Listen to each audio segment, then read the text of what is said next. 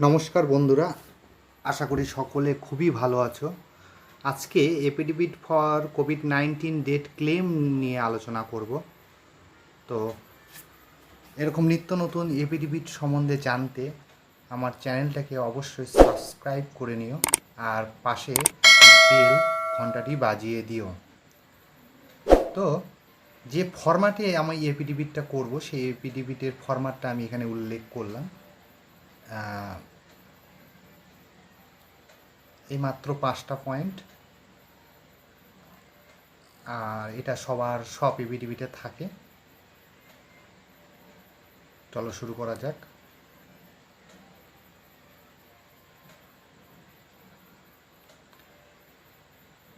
তো সেই ফরম্যাটটি প্রথমে আমি টাইপ করে নিব, কম্পিউটারে টাইপ করে নেব।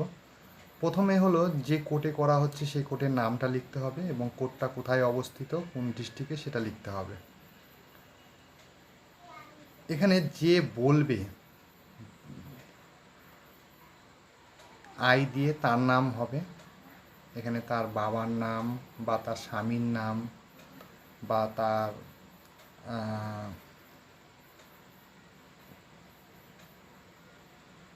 লিখতে হবে এবং সে বর্তমানে কোথায় বসবাস করে সেই village, post office, PS, district, তারপরে রিলিজন, সে হিন্দু, মুসলিম না খ্রিস্টান সেটা লিখতে হবে। ন্যাশনালিটি ইন্ডিয়ান অবশ্যই হতে হবে।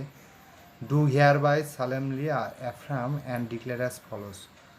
তো এটা উপরে লেখার পরে যে মূল 5টা পয়েন্ট আছে সেই পয়েন্টটা নিয়ে আলোচনা করব। 1 নম্বরে বুঝতে পারছো, I am citizen of India. এখানে দ্যাট যে মারা গেছে তার নামটা দিতে হবে, নাও ডিজিজ, সন অফ তার বাবার নাম, ওয়াজ মাই হাজব্যান্ড।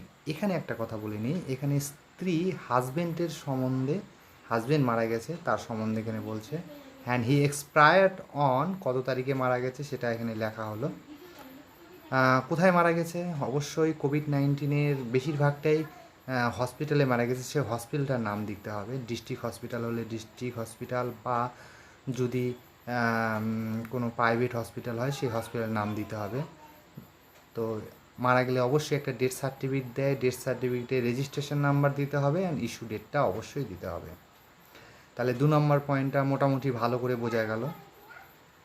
3 নম্বর পয়েন্টে আমি যাচ্ছি, that after dismiss of my husband himself and me my minor son, অর্থাৎ আমার একটা ছোট ছেলে আছে, এখানে একটি থাকতে পারে, দুটি থাকতে পারে, সেটা লিখতে হবে, তাদের নামগুলো লিখতে হবে, পাশে নাম নেমলি দেওয়া আছে।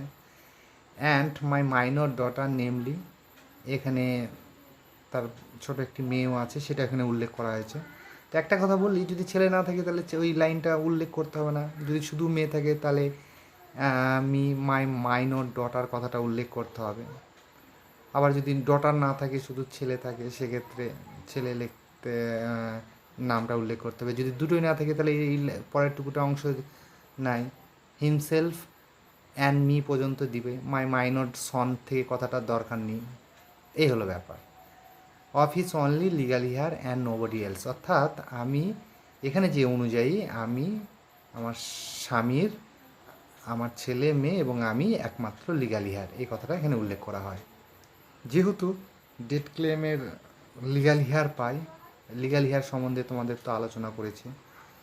তো 4 number, the during the lifetime I was the beneficiary of the কোভিড-19 ডেট ক্লেম, অর্থাৎ আমি কোভিড-19 ডেট ক্লেমটা চাই। এখানে that I have conceal nothing hearing, আর কিছু বলতে চাই না। Above the statement are true, এখানে কোর্ট, সেই কোর্টের নামটা দিতে হবে। এখানে ডিক্লারেন্টের এখানে যে বলছে তার সই হবে, তারপর নোটারি অফিসারকে দিয়ে সই করতে হবে। যদি নোটারি না হয়, এক্সিকিউটিভ বা ফার্স্ট ক্লাস ম্যাজিস্ট্রেট হয়, তাকে দিয়ে সই করে অফিসে জমা দিতে হবে। এই হলো পুরো মূল বক্তব্যটা। তো আশা করি তোমাদের ভালো লাগছে বা ব্যাপারটা বুঝতে পেরেছো। যদি ভালো লাগে সাবস্ক্রাইব করে নিও। সকলকে ধন্যবাদ।